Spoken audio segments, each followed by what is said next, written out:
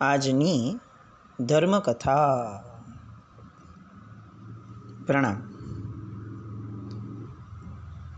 ધર્મકથા અંતર્ગત આપણે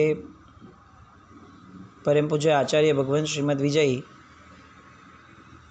કુમુદચંદ્ર સુરીશ્વરજી મહારાજા એમના જીવનની કેટલીક મહત્ત્વની ક્ષણો અને એ ક્ષણો જેમના થકી પ્રાદુર્ભાવ પામી એવી ઉજ્જવળ ગુરુ પરંપરા, એની વાત સુધી ગઈકાલે પહોંચ્યા.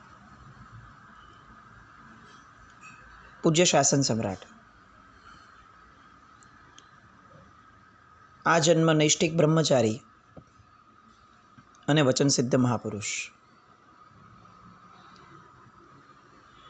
જેને સાર્થક રીતે ચારિત્ર ચૂડામણી કહી શકાય એવી આચાર સંપન્નતા, આચાર્ય પદની જેટલી વ્યાખ્યાઓ આપણે ત્યાં આપણને પ્રાપ્ત થાય છે, બધી જ વ્યાખ્યાઓ કદાચ જેમની અંદરમાં આપણે સાર્થક થતી જોઈ શકીએ એવું જેમનું પ્રભાવક જીવન હતું, જેમને એ સમયે એક અવાજે બધાએ સૂરીચક્ર ચક્રવર્તી આવું બિરુદ આપ્યું હતું. આપણા સમયના સૌથી છેલ્લા ભટ્ટારક પદવીના ધારક શાસન સમ્રાટ જેમને કીધા,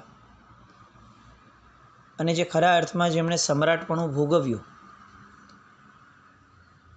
એવા શાસન સમ્રાટ. ઘણી વાતો, પણ આપણે એમાંની ઘણી વાતો એમના ચરિત્ર દરમિયાન વાગોળવાનો પ્રયત્ન કર્યો હતો. એમના જ શિષ્ય વિજ્ઞાન સુરીશ્વરજી મહારાજા પાટણના, અને એમના શિષ્ય જે થયા હતા પૂજ્ય કસ્તુર વિજયજી મહારાજ, એ કસ્તુર વિજયજી મહારાજ સાહેબની વાત પર આપણે ગઈકાલે અટક્યા હતા. એમણે દીક્ષા લીધી ત્યારે દિવસની માંડ એકાદ ગાથા પણ કરી શકતા, જીભ થોથવાય બોલવામાં. અને એ જે કોઈ કે મશ્કરી કરી કે તમે તો બહુ પંડિત શિષ્ય ગોતીને આવ્યા છો, એનો પ્રત્યુત્તર વાળવા માટે વિજ્ઞાન સુરીશ્વરજી મહારાજાએ લગભગ સતત 10 વર્ષ સુધી રાજસ્થાન જેવા વિકટ પ્રદેશની અંદરમાં વિચરણ કર્યું. રાજસ્થાન શા માટે? બે કારણ. એક તો મુખ્યતયા સાહેબને અજારીના જે સરસ્વતીજી છે એમની પાસે લઈ જઈને એમના આશીર્વાદ પ્રાપ્ત કરાવવાનો મુખ્ય આશય. ત્યાં સાધના, જાપ આદિ કરી અને સરસ્વતીજી એમના પર પ્રસન્ન થાય તો જ એમની આ જીવ અચકાવવાની તકલીફ, ઓછી ગાથા થવાની તકલીફ, એ બધી તકલીફોમાંથી પાર પડાય. એ ઉપરાંત એ સમયે રાજસ્થાન એ કેટલીક વસ્તુઓમાં બહુ જ સમૃદ્ધ હતું, જેમ કે યતિ પરંપરાના કેટલાક યતિવર્યો, એ યતિ પરંપરાનો લગભગ અંતિમ કાળ કહી શકાય એ સમયગાળો, પણ તેમ છતાં કેટલાક યતિવર્યોને આમ નહીં પ્રાપ્ત થયા હતા એમના ગુરુ ભગવંતો તરફથી, અને કેટલીક શક્તિઓ, વિદ્યાઓ એ એમને બહુ જ હસ્તગત હતી. આપણે આગળના કેટલાક ચરિત્રોમાં પૂજ્ય બાપજી મહારાજનું ચરિત્ર, શાસન સમ્રાટના ચરિત્રમાં આપણે જોયું છે કે આવા કેટલાક યતિવર્યો સાથે આપણા ગુરુ ભગવંતોએ કેટલોક સમય વિતાવી અને એમની પાસેથી ઘણી બધી એવી વસ્તુઓ પ્રાપ્ત કરવાની, અથવા એ જે વિદ્યાઓ હતી એનો શાસનને કંઈક ફાયદો થાય એવો ફાયદો મેળવવા માટેની પણ સાધનાઓ આપણા પૂજ્ય ગુરુ ભગવંતોએ કરી હતી. પરમાત્માનો માર્ગ છે ને એ આખા જગતની અંદરમાં ક્યાંય જોટો ન જડી શકે ને એટલી ઉદારતાનો માર્ગ છે. આપણે ત્યાં સૌથી પ્રથમ શિષ્યો ગણધરો પણ આપણા શાસનમાં એ બ્રાહ્મણ થયા. એટલે આ એક માત્ર સાબિતી પણ એટલી મોટી છે કે આપણે કહી શકાય કે આના જેવો ઉદાર ધર્મ, આના જેવી ઉદાર વિચારતા, આના જેવું ઉદાર શાસન એ ક્યાં જોવા મળવાનું. ગ્રહણ કરવાની અંદરમાં, ગુણ જોવાની અંદરમાં, ક્યાંય કોઈ જાતિ, ધર્મ, કોઈ ભેદ, ઉંમર, આમાંનો એક પણ ભેદ જોવાની જ્યાં સ્પષ્ટ ના છે એવું આ શાસન. અને એટલે યતિવર્યો, કેટલાક વિદ્વાનો, કેટલાક શાસ્ત્રીજીઓ આ બધાનો પરિચય અનુનય કરે અને વિજ્ઞાન વિજયજી મહારાજ સાહેબ એ ગમે તેમ કરીને આ કસ્તુર વિજયજી મહારાજ સાહેબ માટે એક એવી પરિસ્થિતિ નિર્માણ કરવા માંગતા હતા કે જેમાં જે લોકોએ એમને બહુ વિદ્વાન કહીને મજાક ઉડાડી હતી, એમનો વિદ્વાન શબ્દ જે છે એ સાર્થક થાય, લોકોની મશ્કરી પણ આશીર્વાદ બની જાય એવો જે પ્રયત્ન છે ને એ સાધના છે. આપણો સાહજિક સ્વભાવ એવો છે કે કોઈકની મશ્કરી આપણને લાગી આવે અને આપણે એ વ્યક્તિ પ્રત્યે કેટલેક અંશે આપણે કેટલોક નબળો ભાવ અથવા કેટલીક ગાંઠ આ વાળવાના સ્વભાવવાળા છીએ. પણ મહાપુરુષો હંમેશા ઉપર ઉઠેલા હોય આ બધી પરિસ્થિતિથી. એટલે એ વ્યક્તિની મશ્કરી માટે બોલાયેલો જે શબ્દ છે ને એ શબ્દ જો શુભ હોય તો એને સાર્થક કરવા પ્રયત્ન કરે. એમને કોણ બોલ્યું એની હારે બહુ મહત્ત્વ ન હોય, એ જે બોલ્યા જો એ શુભ હોય તો બસ એ કરવા માટેનો પ્રયત્ન કરે. અને આપણે એવું ચોક્કસ કહી શકીએ કે 10 થી 12 વર્ષની વિજ્ઞાન વિજયજી મહારાજ સાહેબ અને કસ્તુર વિજયજી મહારાજ સાહેબની જોડી, એમની જે સાધના થઈ, એમની એ જે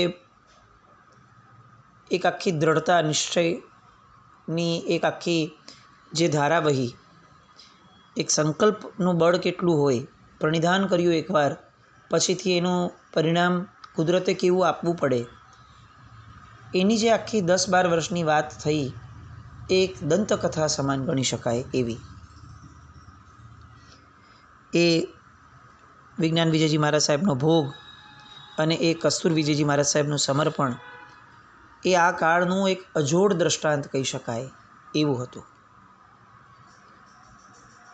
એ 10-12 વર્ષની અંદરમાં કસ્તુર વિજયજીને એમણે અહર્નિશ, અખંડ, કડક દેખરેખ નીચે રાખ્યા. જે પ્રાપ્ત થયા તે વડીલ પૂજ્યો પાસે એમણે અધ્યયન કરાવ્યું. પોતે પણ અલગ અલગ વિદ્વાનો પાસે શીખ્યા હતા. એ પોતાનામાં જેટલું હતું એ બધું જ એમણે કસ્તુર વિજયજી મહારાજ સાહેબને આપ્યું. અને વિચાર કરીએ કે 10 વર્ષ પહેલાં જેમને દીક્ષા અપાઈ હતી ત્યારે એક ગાથા કરવી પણ જેમને મુશ્કેલ હતી, જેમને પૂર્ણપણે અખંડ રીતે બોલવા માટેની પણ જેમની એ સમયે સ્થિતિ પરફેક્ટ ન હતી, એ મહાત્મા આ 12 વર્ષ પછી સંસ્કૃત અને પ્રાકૃતના એટલા સ્વસ્થ વિદ્વાન બન્યા કે ખુદ શાસન સમ્રાટ અતિ પ્રસન્ન થયા અને એમણે આ કસ્તુર વિજયજી મહારાજને સ્વયં એમણે શાસન સમ્રાટે પન્યાસપદ પ્રદાન કર્યું. અને પોતે પોતાના શિષ્યોને છેલ્લે લખતા ગયા હતા કે આ કસ્તુર વિજયજી મહારાજને તમારે આચાર્ય પદ પણ આપવાનું. આવી ગજબ પદની યોગ્યતા એ એમના ગુરુએ એમનામાં આરોપિત કરી. આપણને એમ લાગે કે કયો ઋણાનુબંધ લઈને જન્મ્યા હશે. વિજ્ઞાનશ્વરી મહારાજ સાહેબ એટલે એ સમયની બહુ મોટી હસ્તી હતી. એમની પાસે કાર્યોના ઢગલા રહેતા, એમની પાસે લોકોનો પણ તાંતો રહેતો. એવા સમયે પોતાના એક શિષ્ય માટે છેક રાજસ્થાનના અંતરિયાળ પ્રદેશમાં જઈને રહેવું. કોઈ મોબાઈલનો જમાનો ન હતો કે કંઈકથી પણ એ જે મેઇન સ્ટ્રીમ માર્ગ છે, મુખ્ય માર્ગ, એની સાથે એ સંપર્કમાં રહી શકે એવું પણ નહીં. એટલે પૂર્ણ દુનિયાથી જાણે વિખૂટા પડી ગયા હોય મુખ્ય પ્રવાહથી, એ રીતે 10 થી 12 વર્ષ જેવો સમય અલગ અલગ વ્યક્તિઓ એની પાસે જવું, એમની આભાઓ લેવી, એમની આભાઓથી કસ્તુર વિજયજી મહારાજ સાહેબને પ્રભાવિત કરવા, એમનામાં એ પ્રભાવનું આરોપણ કરાવડાવવું, એમને ભણાવડાવવા, સરસ્વતી માતાની સાધના કરાવડાવી અને કૃપા એમની મેળવાવી. આપણને લાગે આખીને આખી જાણે નિયતિ બદલાવી દીધી હોય વિજ્ઞાન વિજયજી મહારાજ સાહેબે. એ હદ સુધી એમણે કસ્તુર વિજયજી મહારાજ સાહેબનું યોગક્ષેમ કર્યું. ગુરુપણું શું હોય અને ગુરુપણું કેવું હોવું જોઈએ એનું એક ઝળહળતું દ્રષ્ટાંત. આજે આપણે રમતા રમતા 2-4 મહિનાના અનુભવ પછીથી આપણે કોઈ પણ મહાત્માને કે કોઈ પણ વ્યક્તિને આપણે ગુરુ તરીકે કહી દઈએ છીએ. એવા સમયે ગુરુ કેવા હોય, ગુરુ એ કેટલી હદ સુધી શિષ્ય માટે એના યોગક્ષેમ માટે પુરુષાર્થ કરી શકે એનું આ ઉદાહરણ એ આદર્શ રૂપે આપણા નજર સમક્ષ રહેવું જોઈએ. એક ગુરુ જો યોગ્ય મળી જાય તો આખી ભવ પરંપરાનું પરિવર્તન કઈ રીતે આવી જાય એવા દ્રષ્ટાંતો, એવી વાતો જ્યારે આવે ત્યારે વિજ્ઞાનસુરી મહારાજ અને કસ્તુરબીજયજી મહારાજ સાહેબ એ બંનેની જોડીનું નામ લેવું જ પડે એવી એ 10-12 વર્ષની ઘટના. અને આવા એ કસ્તુરસુરી મહારાજ, એ સમયના કસ્તુરબીજયજી મહારાજ, એમના શિષ્ય તરીકે આપણા કથાનાયક છગનભાઈ, જે કુમુદચંદ્ર વિજયજી મહારાજ સાહેબ તરીકે પ્રસિદ્ધ થયા, એમની દીક્ષા થઈ. કસ્તુરબીજયજી મહારાજ સાહેબ પોતે જ્ઞાન, ધ્યાન, ચારિત્ર એ બધાની આરાધનમાં, બ્રહ્મચર્યની વિશુદ્ધિમાં એટલા અણિશુદ્ધ રીતે પોતાની પરંપરાને અનુસરતા, ગુરુ પરંપરાને, કે એમણે ધીરે ધીરે પોતે પોતાનો તો જે પ્રાકૃત ભાષાના લયમાં એમણે જે વિકાસ સાધ્યો હતો એ એમણે છગનભાઈને પણ આપવા માટેનો પ્રયત્ન આદર્યો.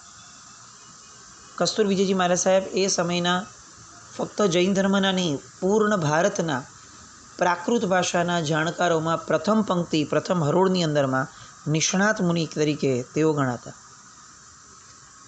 એમણે અનેક ગ્રંથોના સંપાદન, સંશોધન તો કર્યા જ હતા, પરંતુ અભિધાન ચિંતામણી કોશ એનો પ્રગલ્ભ અનુવાદ તેમજ પાહ્ય વિજ્ઞાન કહાઓ, પ્રાકૃત વિજ્ઞાન પાઠમાળા, સિરી ચંદરાયચર્યમ, સિરી ઉસ નાહચર્યમ જેવા માતબર પ્રાકૃત ગ્રંથોનું નવસર્જન કર્યું હતું.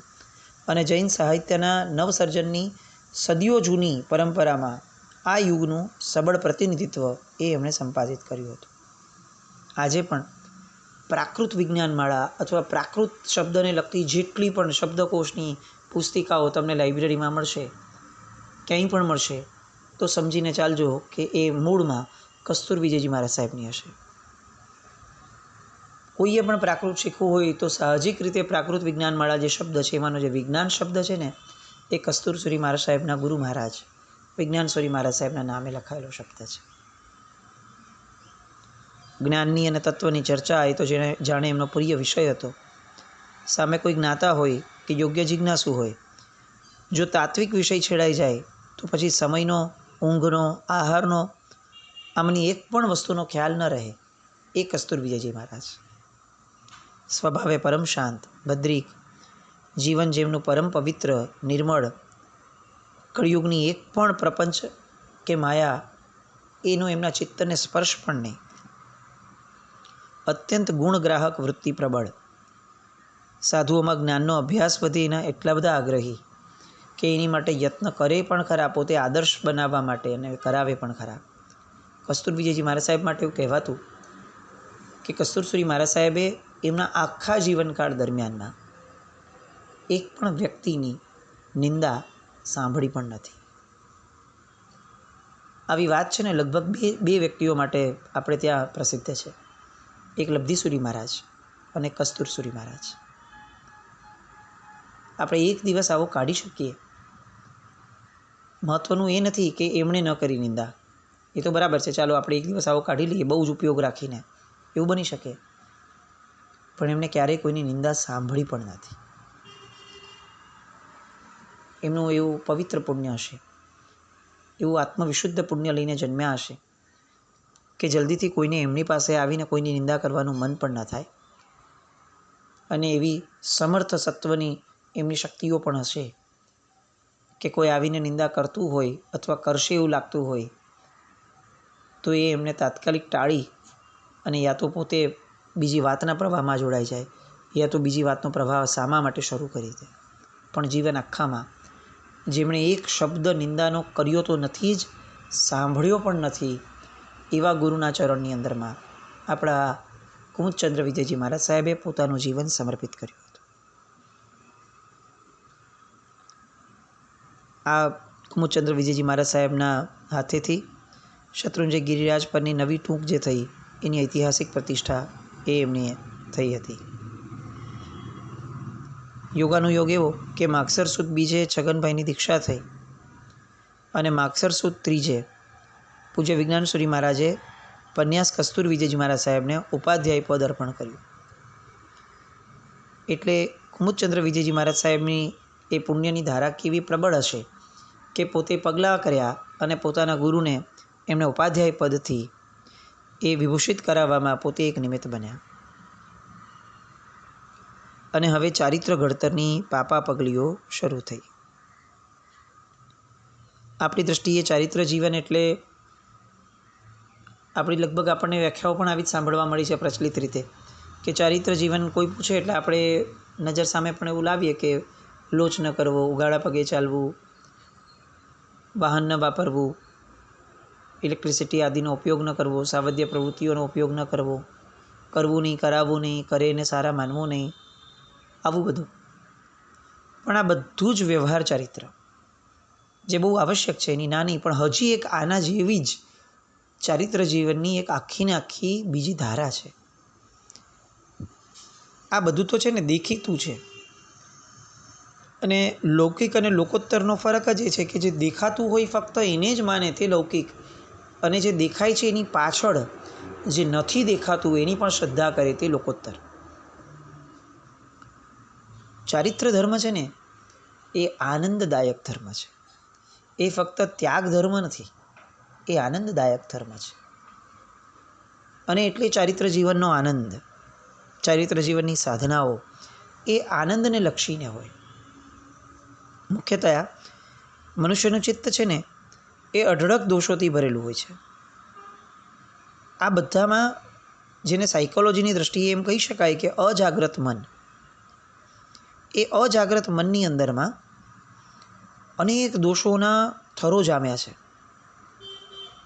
એ દોષોને જાણવા, પીછાણવા, એને પરખવા અને એનો નિકાલ કરવા માટેની મહેનત કરવી, એ મહેનતને સફળ કરવી, સાધુપણું, એ આ બધા લક્ષ્યથી પરિપૂર્ણ હોય છે.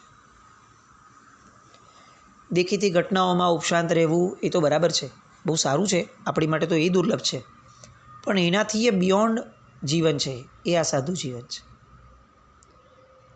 અને આ બધા જ જીવન જે છે એ આ 43 વર્ષની ઉંમરે દીક્ષા લેનારા કુમુદચંદ્ર વિજયજી મહારાજ સાહેબ, એમને હવે આ આખું નવું જીવન એ એમને સ્ટાર્ટ કરવાનું હતું. એમની માવજત કરવાની શરૂ થઈ. એમને વિજ્ઞાનસુરી મહારાજ સાહેબની પણ એટલી જ કૃપા પ્રાપ્ત થઈ. વિજ્ઞાનસુરી મહારાજ, કસ્તુર વિજયજી મહારાજ સાહેબ એ બધાની નિશ્રાની અંદરમાં એમની કાળજી લેવાની શરૂ થઈ. એમના આંતરિક દૂષણોને ઓળખી કાઢવામાં આ ગુરુ પરંપરાએ પણ બહુ જ સાથ સહકાર આપ્યો. ધીરે ધીરે એ એમનો જે જન્માંતરીય યોગ છે એ યોગ તરફ હવે આગળ વધવાના શરૂ થયા. સૌથી પ્રથમ નિયમ પોતાની સ્વેચ્છાએ જે કુમુદચંદ્ર વિજયજી મહારાજ સાહેબે લીધો એ હતો પોતાના ગુરુઓને જોઈ અને એમણે નક્કી કર્યું કે હું મારા આખા જીવનકાળ દરમિયાન શાહી એટલે કે ઇંકવાળી બોલપેન જે છે કે ઇંક પેન, એને મારા જીવનકાળ દરમિયાન હું ક્યારેય વાપરીશ નહીં. આ એમના જીવનનો સૌથી પહેલો નિયમ હતો. અત્યારે આપણા બધાના જીવનમાં આ બોલપેન એટલું બધું અભિન્ન અંગ બની ગયું કે આપણને સૌથી પહેલો પ્રશ્ન થશે કે એમાં તે વળી શું દોષ છે? આ તો કેટલી નાની વસ્તુ છે, એમાં શું? પણ ઇંક જે રીતે બનતી હોય છે,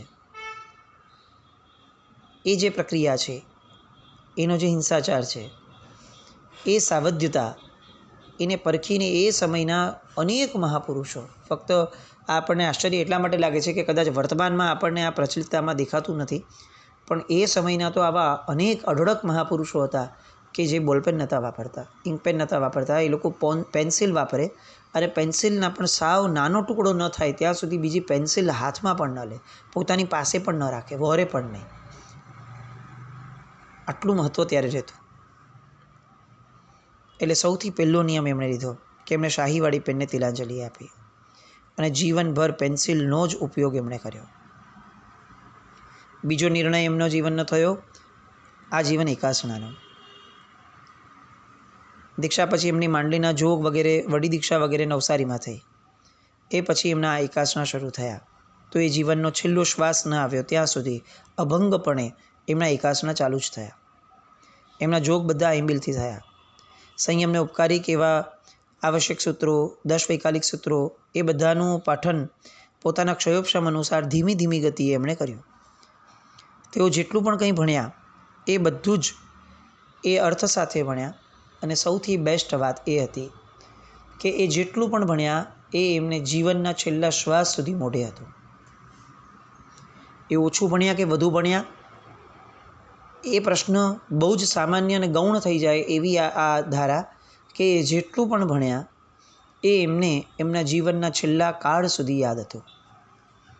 આપણે જ્યારે પોતાની જાતને આની સામે જોઈએ અને આપણું લિસ્ટ લોકો સામે મૂકીએ કે સી મને આટલું બધું આવડે છે, ત્યારે આપણે આ કુમુદચંદ્ર વિજયજી મહારાજ સાહેબને યાદ રાખી અને વિચારવું જોઈએ કે મને જેટલું પણ આવડતું હોય પણ મને આ કુમુદચંદ્ર વિજયજી મહારાજ સાહેબ જેવું નથી આવડતું કે જેટલું ભણ્યા એમને બધું જ જીવનના છેલ્લા શ્વાસ સુધી યાદ હોય.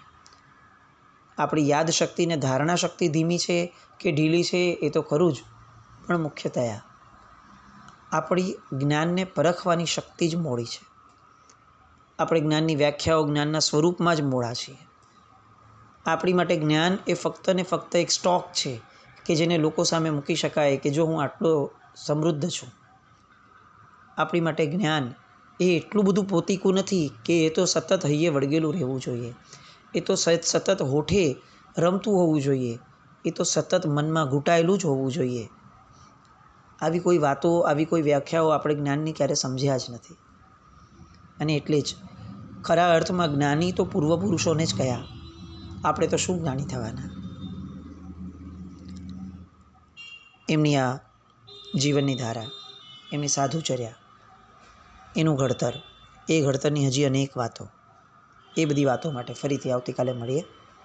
કુમુદચંદ્ર વિજયજી મહારાજ સાહેબ જેવી આ જ્ઞાનની ધારા આપણામાં પ્રગટે એવી શુભ મંગલ કામના સાથે જીના આજ્ઞા વિરુદ્ધ કંઈ પણ બોલાવ્યું તો મિચ્છામિ દુક્કડમ જૈનમ જયતિ શાસન.